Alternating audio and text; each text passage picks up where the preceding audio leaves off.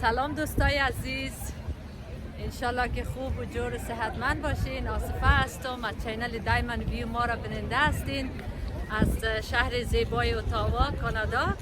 دوستای عزیز، امروز آمدیم برای تظاهرات در اتاوا برای دادخواهی برای مملکتمو افغانستان عزیز از طرف مردم بیچاره ما که در افغانستان هست، از حقوق بیچاره خانما دخترایی که با مال شدن از دست ظالما طالبا.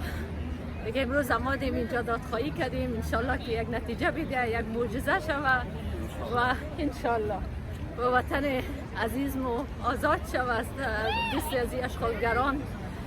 دیگه تشکر تا آخر برنامه را ما را بیننده باشین. تشکر لالا جان از اینکه بیرق مقبول ما را بلند گرفتی، انشالله که همیشه بلند باشه بیرق ما امروز دا افتخار رنگ بیرق اما تو بیرق جور کردم خود خورم. تشکر لالا جان. شما کجا شدین؟ امیر رنگ. تشکر لالا جان از شما. لالا جان چطور بود امروز؟ بسیار عالی، تشکر خواهر کردم از آمدن شما، برادرم و از کلگی دوستایی که اینجا آمدن و این تظاهرات امروز اشتراک کردن. یک دنیا تشکر و از زحمات شما هم تشکر. تشکر لالا جان از زحمات خودت، از برنامه ریزیای از اینکه ما را خبر ساختی. بسیار زیاد تشکر. انشالله که یک معجزه شود و مملکت عزیز ما از دست از اشغالگران آزاد شود انشالله و این بیرق مقبول ما به افتخار بیرق ما این سربلند باشه انشالله. نه که او بیرق بیرنگ رخ مثل کفن واری که آوردن به مملکت ما. خب دیگه اینا بیرق خود که آوردن، کفن آوردن که بکشیم و سرشان پرتیم دفن شود انشالله. از این بیرق ما چی مشکل داریم؟ شما ببینید لا اله الا محمد رسول الله نوشته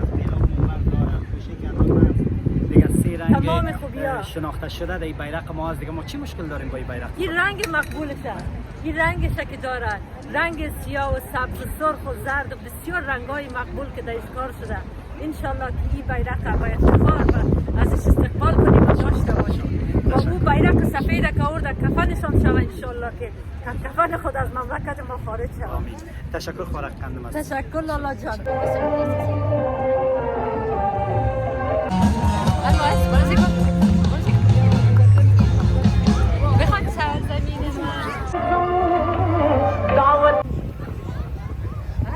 سلام و درود به همه دلسوخته هایی که امروز در غم ما در وطن به اینجا گرد آمدن.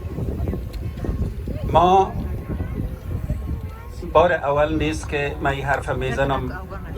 مردم بدبختی هستیم که جز در غم دیگه فرصتی نداریم که با هم جمع شویم. غم متاسفانه در تار و پود هستی کشور ما قسمی ریشه دوانده که ما جز او کمتر چیز دیگه را میشناسیم. اما ما مردمای خوشبختی هستیم که در کانادا هستیم، در اینجا در کشوری که ما را در آغوش گرفته، وطن دوم ما شده. اما گفته معروف است که میگه جهان آتش بود پروانه ای از بزم بیرون را. در میان آتش بودن شاید آدم راحت تر باشه از چیزی که ما و شما در اینجا میکشیم، به خاطر که ما راحت هستیم. اما هموطنای ما در داخل افغانستان نیاز به این نداره که من تعریف کنم، شما میدانین که اونا در چی حالت هستن. ما که در اینجا گرد آمدیم به خاطر عزیز که آواز جمعی خدا من حیث افغانان کانادایی بلند کنیم و پیام به حکومت کانادا که حکومت ماست به او برسانیم. به اجازه شما به خاطر که همی پیام خوبتر برسه به انگلیسی ادامه میدم. We are a simple people. We Afghan Canadians are simple people, simple-hearted people. So we have very simple questions that we would like to ask our government, the Canadian government. When the Afghan campaign began, Canada was a partner from the very beginning. We lost hundreds of Canadian lives. Thousands of our Canadian compatriots have been crippled because of the war in Afghanistan, trying to save us, trying to save our people. And thousands more have developed all kinds of disorders, mental disorders, PTSD, and so on and so forth. During all these years, the government of Canada and its allies, they've had a keen knowledge of what was going on in Afghanistan and who was behind it. So I have some very simple questions I would like our government to answer to the Afghan Canadians, to Canadians, and to the world. You know, you have always been aware of who created the Taliban. You knew this 20 years ago and you know it now. You know who supported the Taliban. You know who funds and who funded the Taliban. You know who arms and who armed the Taliban. So our question, and we would expect answers from the Canadian government through the media and in the days and months and years to come. We want the Canadian government to answer us. Please let the world know, let us know who funds and who has funded the people who have brought Afghanistan to this day. Who has trained the people who have been the perpetrators of what happened in Kabul airport during the past week. You have seen on your screens, it's a doomsday scenario. It's something in your worst nightmares. Who were the movers and shakers of those scenes? Who trained the Taliban? Who funded the Taliban? Where were the Taliban centered? And if you want to be reminded, let me ask you, where did they find Osama bin Laden? He was found beside or in the equivalent of the Pakistani West Point. Does that tell you nothing? We want the Canadian government to not participate in the current hypocrisy against the Afghan people. We want the Canadian government not to shed crocodile tears for the people of Afghanistan. And a warning, be sure that if you continue to disregard the facts, terrorism will haunt you. I will suffice with that. Thank you. تشکر ډیره مننه. سره په اتفاق او اتحاد دي افغانان څوک نشي بیلولی. دا ډیر مهم پیغام دی چې تاسو نړۍ ته ورکړه، کاناډا ته مو ورکړه، او یو بل پیغام چې تاسو ورکړه هغه افغانانو ته دی. تاسو د ډیر بد حالت سره مخ یاستئ افغانانو، ولې په بهر کې میشت ستاسو ورونه خویندې د تاسو سره کلک ولاړ دي، په هر قدم در سره ولاړ دي.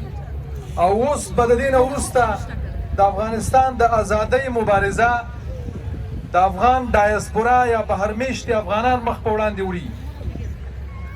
نو زه له تاسو نه بیا هم ډېره زیاته مننه کوم او یو پیغام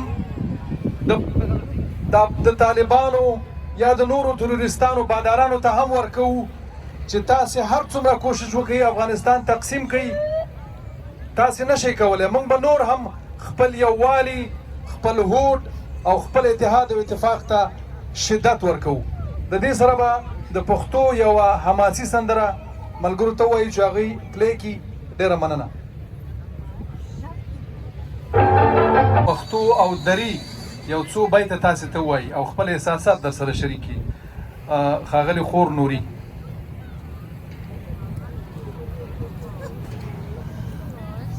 سلامونه وړاندې کوم ټولو هیوادوالو ته او ښه راغلاست وایم.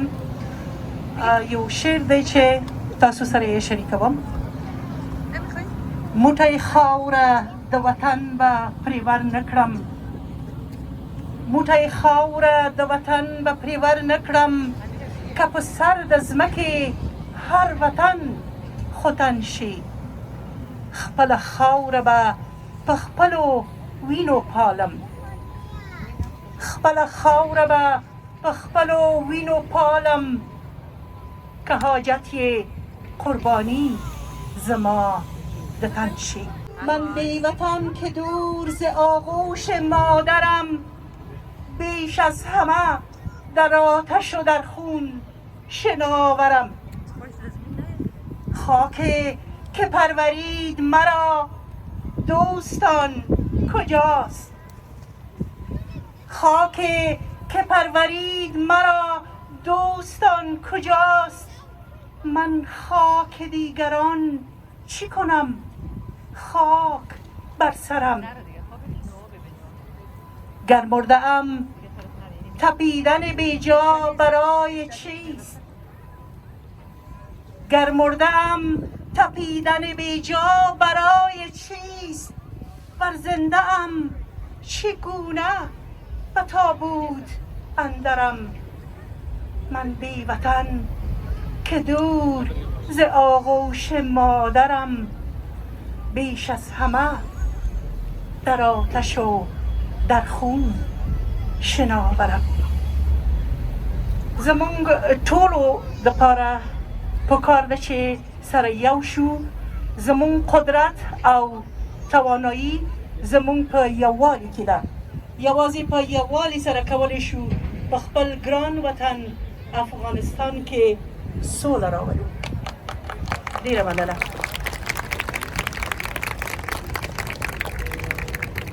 تشکر بسیار زیاد خانم نوری. دوستان عزیز, dear friends, we would like to emphasize again that in media, usually when we hear somebody representing the Pakistan government, they say, well, listen, we don't have anything to do with Taliban. That's not true. They are harboring, they are encouraging, they are funding these terrorist groups. We're talking about the government of Pakistan, the ISI, the intelligence services of Pakistan. So let us say this, and we urge Canadian government to do so. So friends, now I have my friend Ahmed Jan, who has a beautiful voice, a very loud voice. He's gonna say loud some slogans. We would like you to accompany him. Free, free Afghanistan! Free, free Afghanistan! Free, free Afghanistan! Free, free Afghanistan! Stop funding! Stop funding! Stop funding! Unity is a power. So uniting is power, right? Uniting? Uniting? Uniting? Uniting? Stop killing Afghans! Our flag! Louder! Our flag! Our flag! Say it loud, I'm Afghan and I'm proud. Say it loud!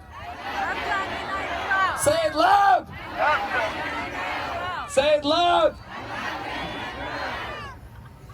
Long live! Long live! Long live! Long live! Our flag!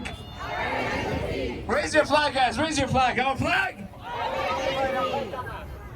Raise your flag, guys! Please raise your flags. Bayraqaytana بلند کنین. بالا کنین bayraqaytana. Raise your flags. Free, free!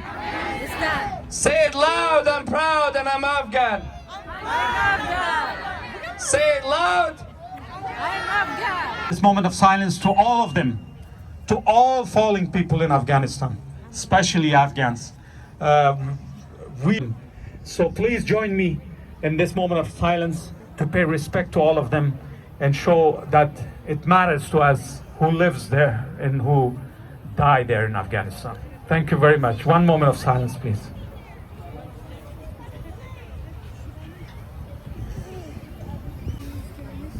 Thank you very much for your participation. Thanks a lot. در آخر از همه شما خواهش میکنم خواهران، برادران، بزرگان که کوشش کنین که صحن پارلمان پاک نگاه. And thank you very much. Have a safe journey back home to Montreal, to Sherbrooke, to Ottawa, to Toronto. So thank you very much and God bless you all. تشکر بسیار زیاد. خدا حافظ و ناظر همه شما باشه. تشکر از همه. بله. تشکر از همه جوانای دیگه که هستن و احساس نشان میدن. آفرین بر شما. براوو براوو. آفرین. الماس جان های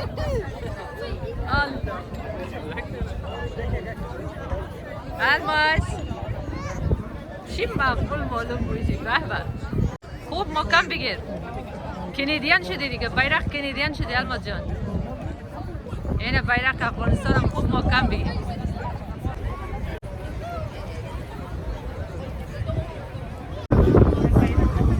بیرق ماست ماشاءالله. برو الماس جان پیش دادی. برو پیش دادی.